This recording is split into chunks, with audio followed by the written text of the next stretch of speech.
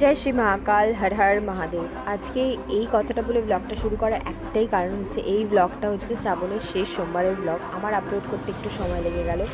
এখন ছিল ভোর 5:30টার সময় আমি বড় কাছারির উদ্দেশ্যে রওনা দিয়ে দিয়েছিলাম, কারণ আগের দিন রাত্রিবেলায় দীপ বড় কাছারি হেঁটে গেছিলো, আর ও ওখানে গিয়ে সকালবেলা আমার জন্য ওয়েট করছিলো। তারপরে আমি যাওয়ার পর ওদের সাথে একটু হেঁটে গেলাম। এই হচ্ছে আমাদের বাঁক। প্রচুর মহিলারাও এই মানে বাঁক নিয়ে বড় কাছারিতেও এসছে, এটা দেখেও খুব ভালো লাগলো। আমি ওদের সাথে একটুখানি হেঁটে জাস্ট মন্দির অবধি গেছিলাম। তারপরে এখানে এসে ওরা সবাই ক্লান্ত হয়ে পড়েছিল। তারপরে একটা ঘোড়া নিয়ে আমার জন্য শুধুমাত্র ওরা চলে গেছিলো বাবার মাথায় ফার্স্ট হাফে জল ঢালতে, কারণ আমি ছেলেকে বাড়িতে রেখে গেছিলাম। আর দীপ কাটতো গন্ডি, সেই জন্য দীপের গন্ডি কাটা হয়ে যাওয়ার পর আমি বাড়ি চলে আসতাম। তাই দীপ গন্ডিটা কেটে নিল এবং একটা ঘোড়া জল বাবার মাথায় ঢেলে দিল।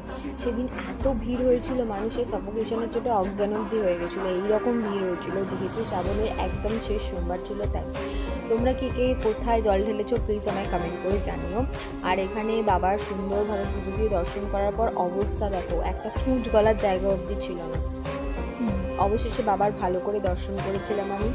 আর বাবার মাথায় জল ঢেলে আমার পুজো সম্পন্ন করে আমি বাড়ি ফেরার উদ্দেশ্যে রওনা দিকে এই বাবা এরা যে ঘুমোচ্ছিল তার সাথে এরকম প্ল্যান করছিল। একটা ভাই বললো যে বাড়ি যাবে, তাই আমাকে আর গাড়ি ঘোড়া করে ফিরতে হলো না, ভাইটা আমাকে ফিরিয়ে দিল। আর এই দেখো জ্যামের অবস্থা। ব্লগটা কেমন লাগলো প্লিজ জানিও। টাটা।